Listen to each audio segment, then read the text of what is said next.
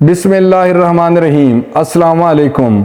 आखिरकार नैब लाहौर ने उस्मान बुज़दार साहब को गिरफ़्तार करने का फ़ैसला कर दिया।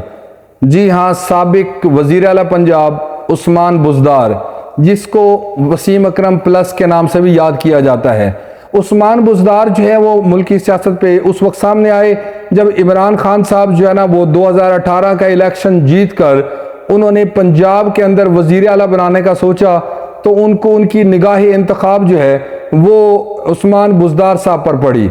अब उस्मान बुज़दार साहब के बारे में मुख्तलिफ जो क्या सराहियाँ होती रहीं, कुछ लोगों ने कहा कि उस्मान बुज़दार जो हैं वो डायरेक्ट इमरान खान की चॉइस नहीं है, बल्कि उनकी जो है ना बेगम बुशरा बेगम जो है उनके निगाह इंतखाब का जो है ना वो शख्स आना है। जबकि कुछ लोगों ने यह भी कहा कि उस्मान बुज़दार साहब को जो है ना वो फरक गोगी की वजह से लगाया गया है।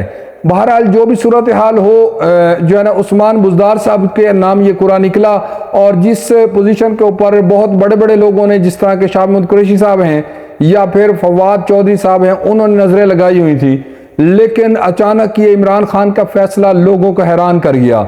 उसकी एक वजह तो ये थी कि पंजाब इस वक्त आपको पता है कि जो है ना एक इंतहाई अहम तरीन किस्म की जो है ना वो जगह है, ख़ास तौर पर पाकिस्तानी सियासत के लिए, क्योंकि यहाँ जो है ना पाकिस्तान की आबादी का 60% हिस्सा रहता है। उसके अलावा जो है पंजाब के बारे में ये मशहूर है कि जो पंजाब से जीतेगा वही पाकिस्तान से भी जीतेगा। यह अक्सर व बेशतर ऐसा हुआ है तारीख में। अगर हम देखें पाकिस्तानी सियासत के अंदर, तो जो पंजाब से कामयाब हुआ उसी ने आखिरकार वफाक में भी हुकूमत बनाई। तो जब इतने बड़े सूबों को, जिस सूबे की जिसकी आबादी तकरीबन 12 से 13 करोड़ है, ऐसे सूबे को एक ऐसे शख्स के हवाले कर दिया गया जिसको उस्मान बुज़दार कहते हैं, और उस्मान बुज़दार साहब जो हैं उनका कोई इस हवाले से कोई ना तो तजर्बा था, बल्कि उन्होंने मुतादिद मकामात पर सहाफ़ियों से बात करते हुए कहा कि मैं अभी ट्रेनिंग पर हूँ और मैं ऑन जॉब ट्रेनिंग हासिल कर रहा हूँ। इस हवाले से जनाब इमरान खान साहब पर बहुत ज़्यादा दबाव भी आया, उन पर बहुत ज़्यादा तनकीद भी हुई, और मीडिया के चैनल्स क्या, सिविल सोसाइटी क्या, और बहुत सारे जो दूसरे सियासतदान जो अपनी पार्टी के थे या मुखालिफिन थे वो कहते रहे। लेकिन इमरान खान साहब की खूबी ये है कि उन्होंने आखिर दम तक उस्मान बुज़दार साहब को नहीं हटाया। जब तक उनको लगा कि उस्मान बुज़दार साहब चल सकते हैं, उस वक्त तक उस्मान बुज़दार वज़ीर आला पंजाब के मनसब पर फाइज रहे। आखिरकार जब उन्होंने देखा कि अब उस्मान बुज़दार साहब के साथ चलना मुश्किल हो गया है, तो उन्होंने उस्मान बुज़दार साहब से ये जो वज़ारत का मनसब है लेकर जनाब परवेज़ जिलाई साहब के हवाले कर दिया। अब ये सूरत हाल तो ये मुख्तलिफ है कि उन्होंने ऐसा क्यों किया, इस पर फिर कभी बहस सही।